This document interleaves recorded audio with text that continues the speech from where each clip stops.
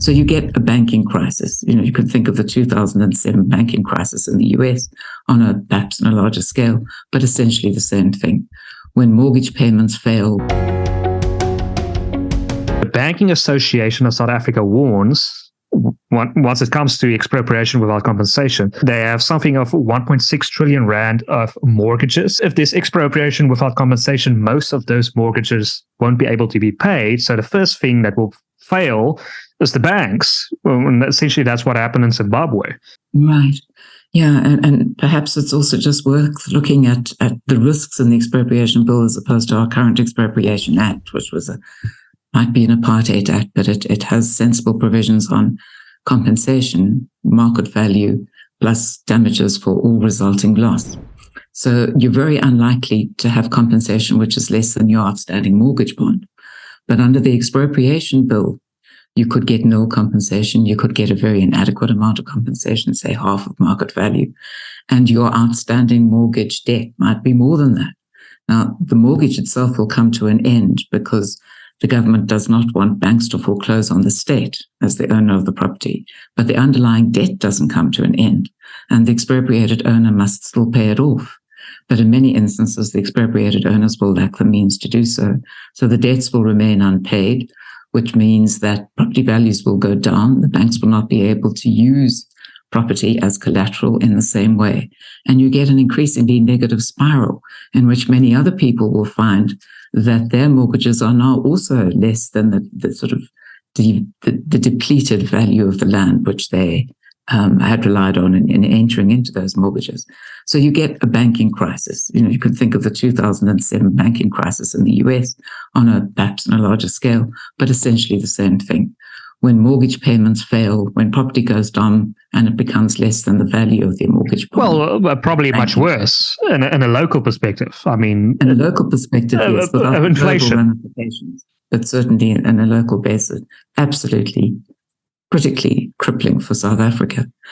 And it is very much what happened in Zimbabwe, as you were saying, because there the government altered the constitution and then passed a law making itself the owner of agricultural land. And all of a sudden, all agricultural land lost its value as collateral. And to quote what Fernando de Soto would say, it turned from live capital into dead capital. And it meant that the debts were no longer serviced. Then there was an immediate economic crisis in the country, with capital fleeing, with a lot of skills fleeing, with production on the farms coming to a halt, with now fewer exports to pay for the imports that were still needed of food, of medicines, and of oil.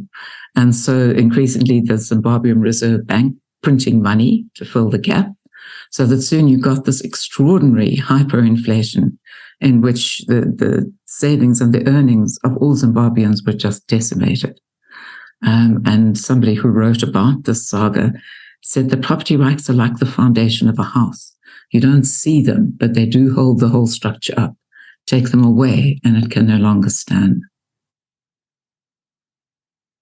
And isn't that perhaps something that we should accentuate more? I think people tend to look at property or land in a simplistic way in terms of what you grow on it. But people seem to forget the money and capital involved in connection with it. That a lot of people have the land or the property and they take loans on the mortgages on this land.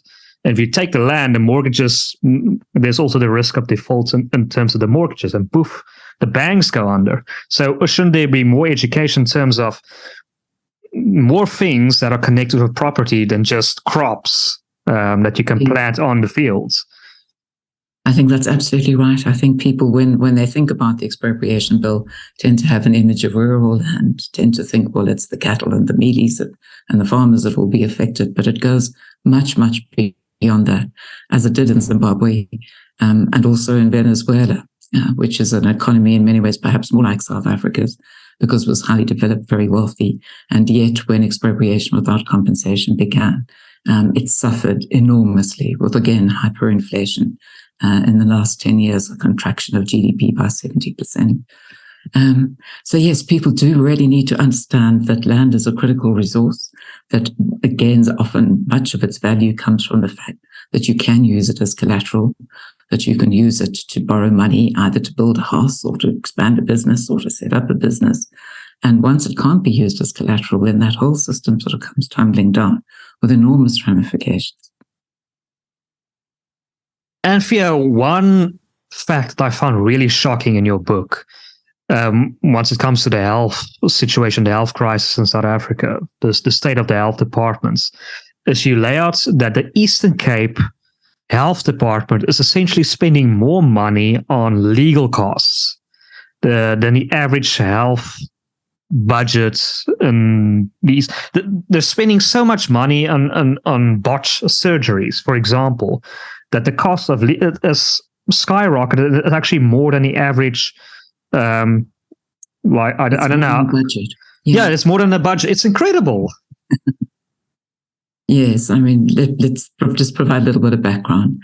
As the public healthcare has deteriorated, and even the government acknowledges that it's now worse than it was in the apartheid era in the public sector, what you find is really such a heartbreaking story of medical negligence in many facilities, where the wrong leg will be amputated, or very often it's babies whose mothers and their own needs are neglected during birth.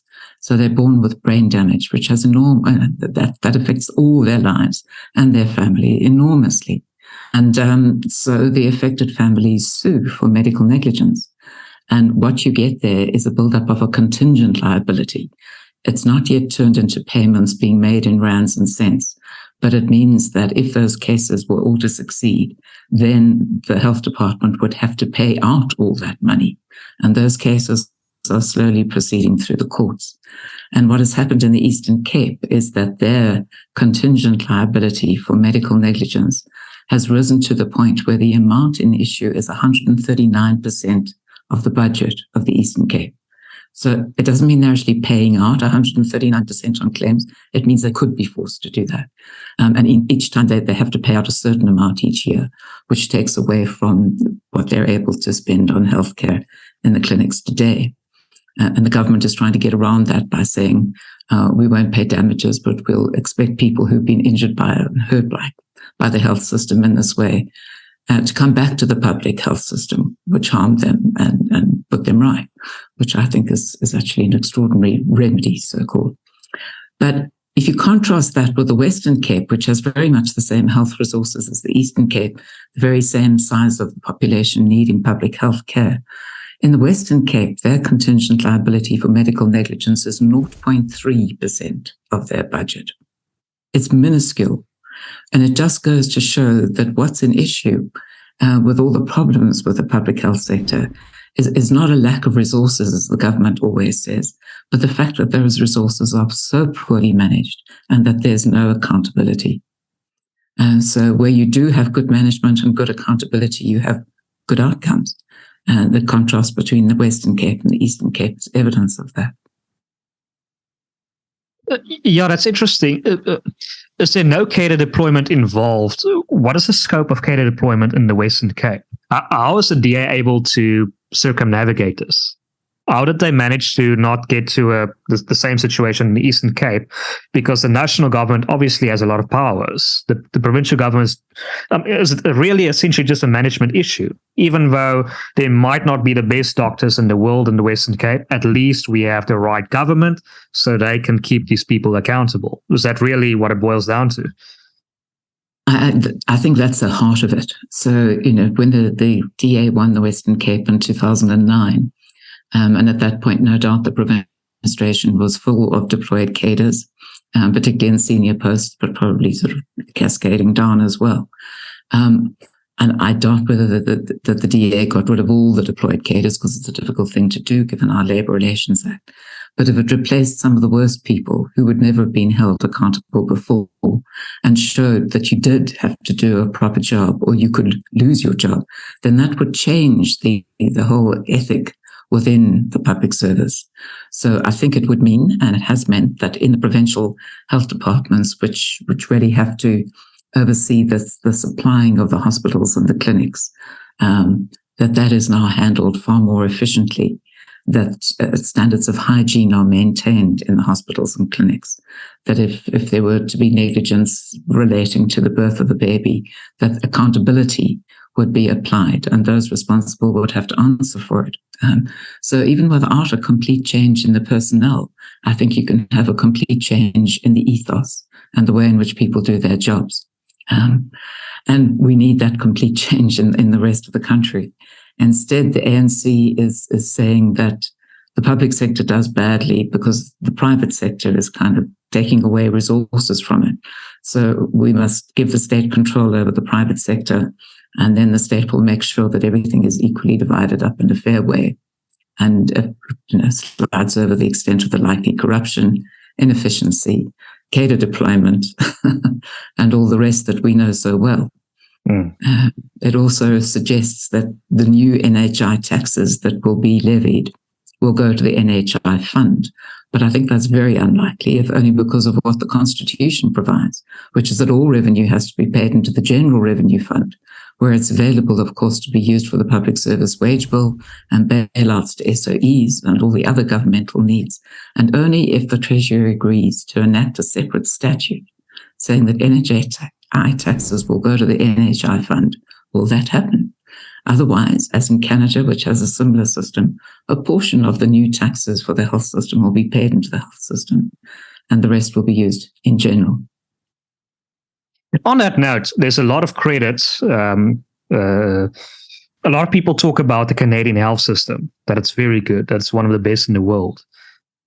Is that true? What is the scope of the Canadian health system?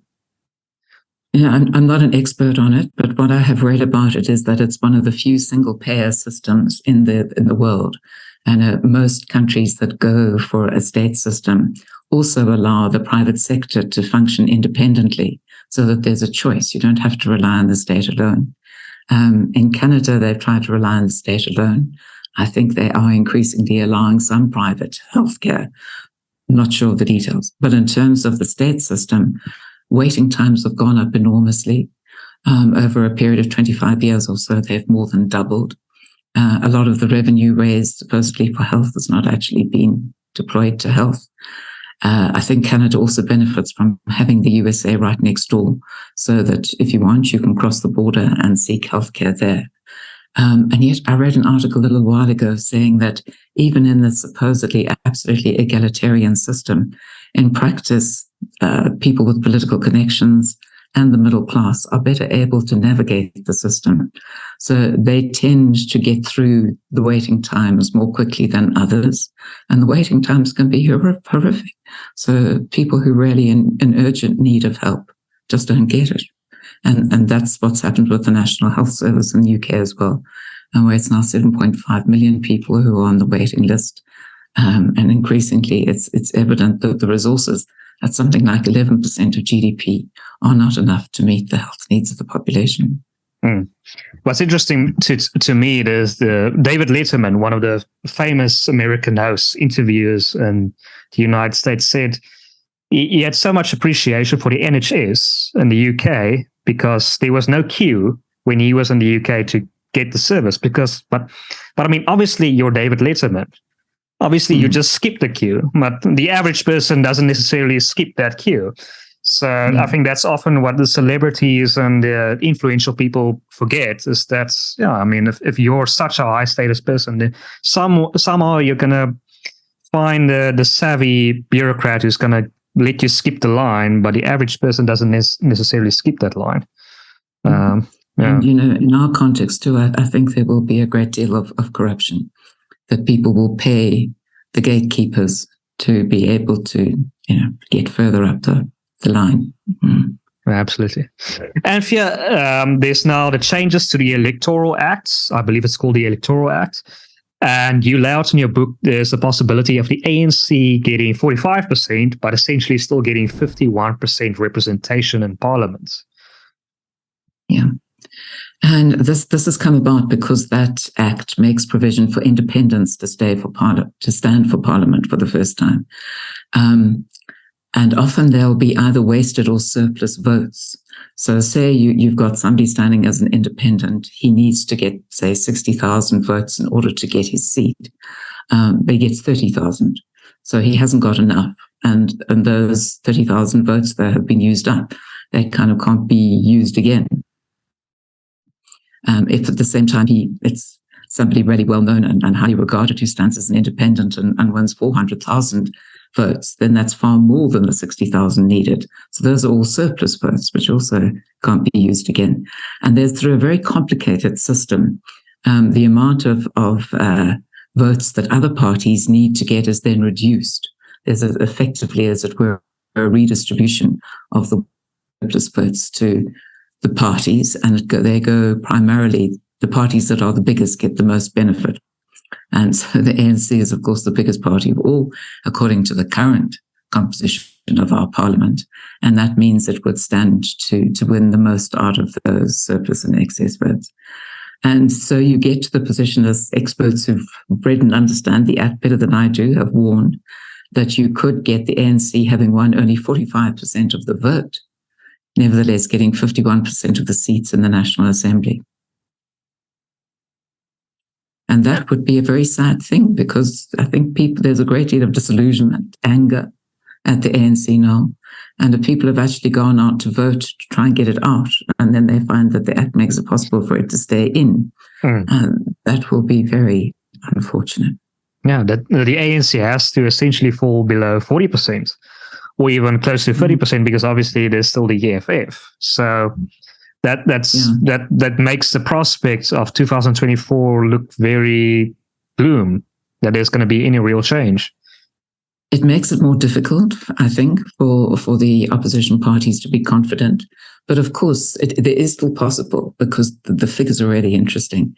You think back to the 2019 election, there were 10 million people who voted for the ANC, but there were 18 million eligible voters who didn't go to the polls at all. Many of them didn't register. Some who had registered just didn't go to vote on the day. But if those 18 million voters were to decide they are going to vote this time, and they're going to vote for opposition parties that stand for the opposite of what the ANC does, then you could get a landslide. You could have such a swing that even with the Electoral Act, the ANC is not able to maintain a majority. So it really depends on the opposition parties being able to convince those voters who haven't been voting up to now, sometimes because they think they punish the ANC just by staying away, whereas the much more effective way to act, of course, is to vote for an opposition party. We could have that change of government. It is feasible. And I think it's something that offers the country great hope, but it won't be easy to achieve. And so the opposition parties must really be determined that they're going to work together, that they're going to stay working together, that they're going to think through a good package of reforms that would appeal to ordinary people, that would make ordinary South Africans see how they could benefit from this new arrangement. Maybe something like the housing vouchers, education vouchers, healthcare vouchers, that could help people meet critical needs without waiting on the state to provide. It can be done. But people need to recognize, as I think Gayton McKenzie has now done of the Patriotic Alliance, following his visit to Israel, that you have to make a detailed agreement and then you have to stick to it. And it's all about the interests of the community, of the country, and not about the interests of individual parties. Moonshot? Do you see the potential of a detailed agreement in the moonshot? That's the way forward. I think it's very helpful that there is going to be this national convention later this month. I gather it's going to be chaired by William Gamede. I think a great effort is being made to scotch any perception that it's going to be dominated by one party and the others won't really get a look in.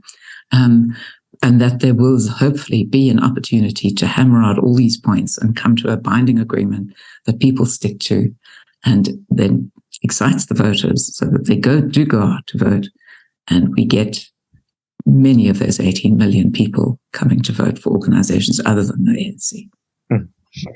Well, thank you, Anthea. I see we're well over time, and I always feel when I talk to you, I don't have enough time with you, and this has been really incredible, and I really genuinely, sincerely encourage everyone to go out and buy this latest book of yours, because it's really so interesting, and really it gives a sobering but at the same time a hopeful message in terms of here's the clear picture, get real, and this is how you can solve it. But yeah, thank you so much for making the time to join us, and this has been really incredible. Thank you.